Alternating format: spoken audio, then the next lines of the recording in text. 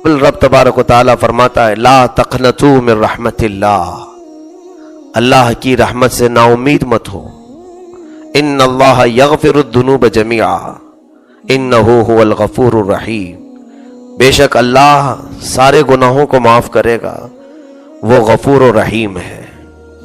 یہ آیت غریب مساکین ہم جیسے جو نیکیوں کے غریب ہیں، گنہگار ہیں، ان کے لیے ایک بڑی حوصلہ افزا آیت ہے. رب تعالیٰ نے یہ فرما دیا کہ نا امید نہ ہونا، اللہ کی رحمت سے نا امید نہ ہونا. اگر کسی نے نا امیدی کی بات کی تو کفر ہو جائے گا. جیسے کہ تفسیر میں دو بھائیوں کا ذکر ہے کہ ایک اس میں سے نیک بندہ تھا اور ایک بہت گنہگار تھا. دونوں بھائی تھے.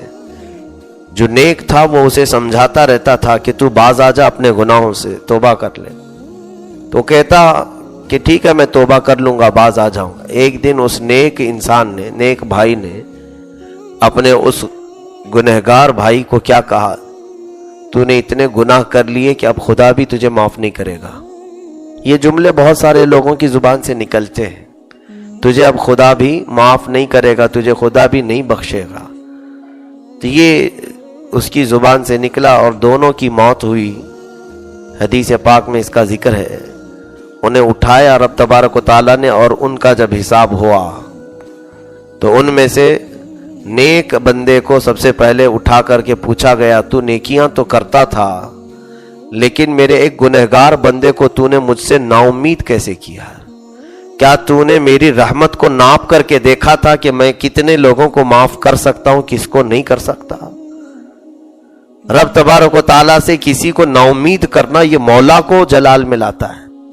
اللہ رب العزت نے صرف اس جملے کی وجہ سے اسے جہنم میں ڈال دیا. جو نیک تھا، آلریڈی نیکیاں کرتا تھا، لیکن اس نے کہا کیا، اللہ بھی تجھے معاف نہیں کرے گا.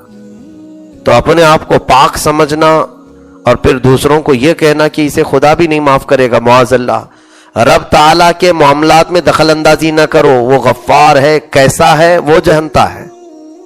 وہ غفور ہے، کیسا ہے وہ جانتا ہے. ہم میں سے کسی کی یہ طاقت نہیں کہ ناپ کر کے دیکھیں اتنوں کو معاف کرے گا، اتنوں کو نہیں معاف کرے گا. یہ کیسی؟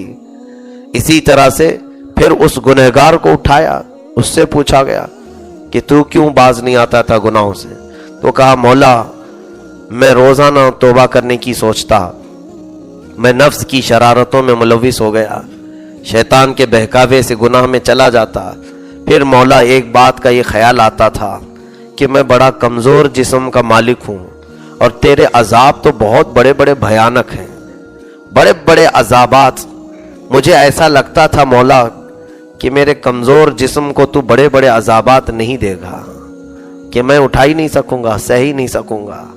رب تبارک و تعالیٰ اس کی اس جملے سے خوشی فرمایا، یعنی پسند فرمایا، اور حکم ہوا کہ اس کو میری رحمت پر یقین رکھنے کی بنیاد پر جنت میں بھیج دیا جائے.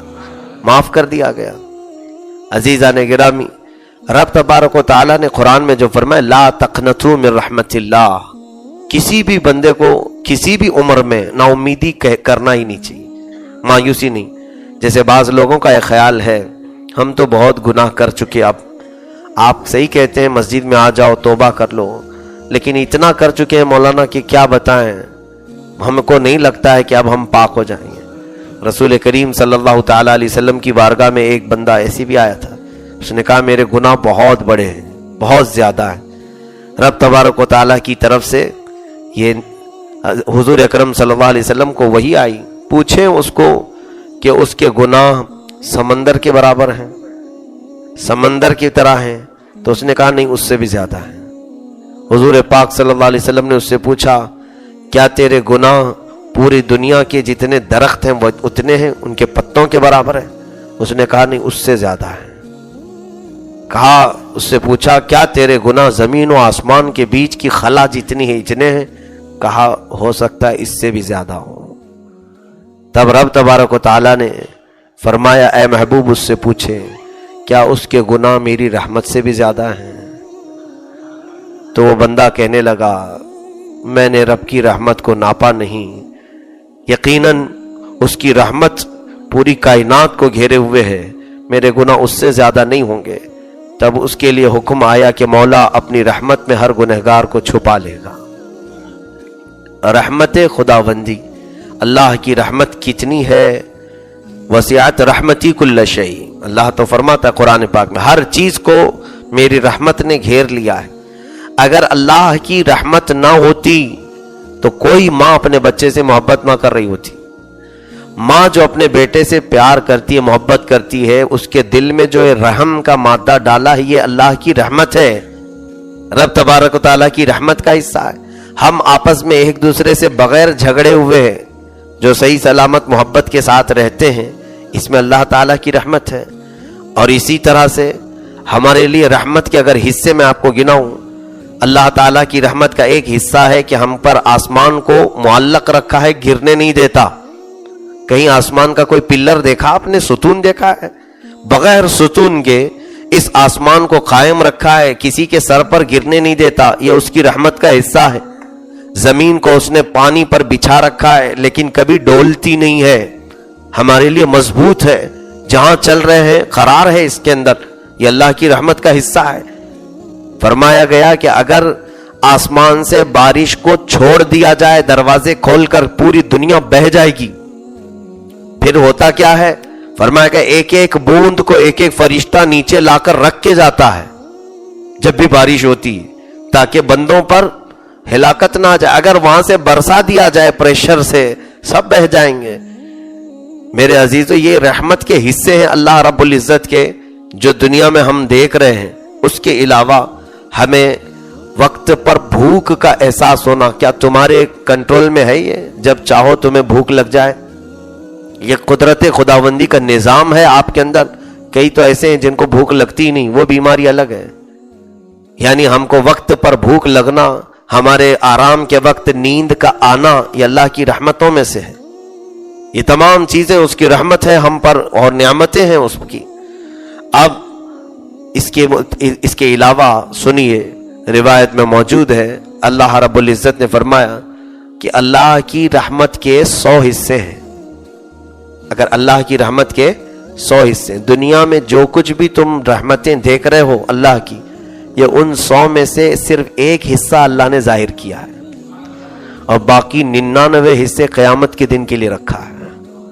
رب رحیم ہے، اسی لیے سورہ غافر کی شروعات ہی ہوتی ہے غافر الذنب وقابل التوب، وہ گناہوں کو بخشنے والا ہے اور توبہ کو قبول کرنے والا ہے۔ ہاں، اللہ رب العزت نے اپنی رحمت کے بے شمار ہمیں حصے یہاں پر دنیا میں عطا کیے ہیں۔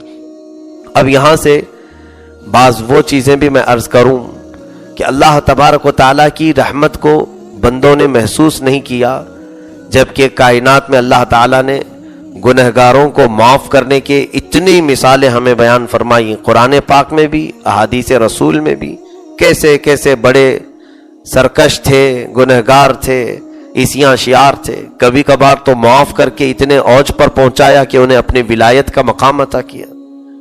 تو لا تقنطوا من رحمت اللہ، اللہ کی رحمت سے نا امید مت ہو۔ جو بات میں کہنے جا رہا تھا وہ یہ تھی، بعض لوگوں کی یہ جو شکایت ہے کہ ہم بہت غلط کاموں میں پڑے رہ گئے، اب پتہ نہیں ہم صحیح ہو پائیں گے یا نہیں، ایسا خیال بھی نہ آنے دیں، بلکہ یہ خیال شیطانی خیال ہے۔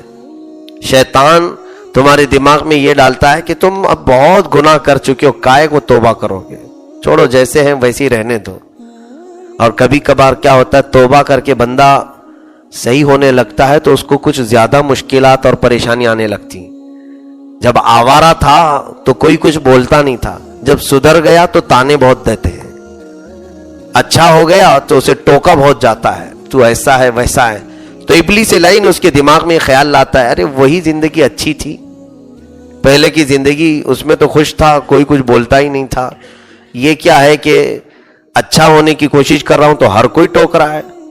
میرے عزیزو، اب تمہاری یہاں پر ایمان اور تمہارے استقامت کا امتحان شروع ہوتا ہے، تمہارے ایمان کا یہاں سے امتحان شروع ہوتا ہے۔ جب تم اپنے آپ کو تبدیل کرتے ہو تو ایسے خیالات اگر آنے لگیں کہ پہلے والی زندگی اچھی تھی، تو فوراً اعوذ باللہ من الشیطان الرجیم پڑھیں کہ یہ شیطان کی طرف سے خیال آ رہا ہے، ورنہ رب تبارک و تعالی تمہیں اپنے قریب بلانا چاہ رہا ہے، اس کی رحمتیں تمہارے انتظار میں ہیں۔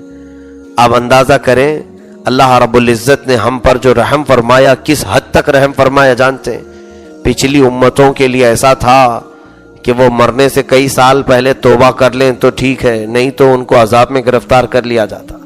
یہ میرے آقا صلی اللہ تعالیٰ علیہ وسلم نے مہلت مانگی رب تعالیٰ کی بارگاہ میں، مولا میری امت کو توبہ کے لیے مہلت عطا فرما۔ تو ایک روایت میں ملتا ہے کہ اللہ رب العزت نے فرمایا اے حبیب، آپ کی امت موت سے 1 سال پہلے اگر توبہ کر لے تو میں ان کی گناہ معاف کر دوں گا۔ موت سے 1 سال پہلے رسول کریم صلی اللہ علیہ وسلم نے عرض کیا مولا موت کب آئے گی کسی کو اس کا اندازہ نہیں، 1 سال پہلے تک میری امت غفلت کی اگر شکار رہی تو اس میں اور تخفیف فرما دے۔ رب تبارک و تعالیٰ کی طرف سے پھر اور رحم کا حصہ، رحمت کا حصہ فرمایا گیا کہ اے حبیب آپ کی امت اگر مرنے سے 1 مہینہ پہلے توبہ کر لے تو بھی معاف کر دیا جائے۔ اللہ کے حبیب صلی اللہ علیہ وسلم نے اس پر خاموشی نہیں بلکہ پھر اللہ کی بارگاہ میں سوال کیا مولا 1 مہینہ پہلے یہ بھی بہت لمبا ہے، اور مہلت دے دے میری امت کو۔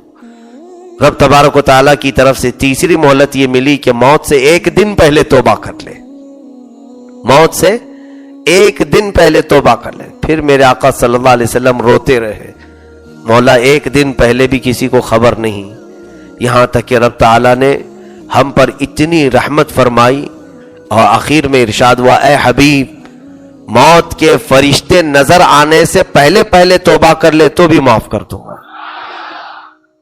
اس وقت تک ہمیں مہلت دے دی گئی، موت کے فرشتے تمہیں نظر آ رہے ہوں اس سے پہلے پہلے اگر تم نے اپنے پچھلے گناہوں سے توبہ کر لیا تو تمہیں پچھلے تمام گناہوں سے اللہ بری فرما دے گا، آزاد کر دے گا۔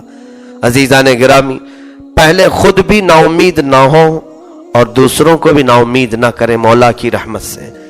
رب تبارک و تعالیٰ کی امید دلائیں بندوں کو۔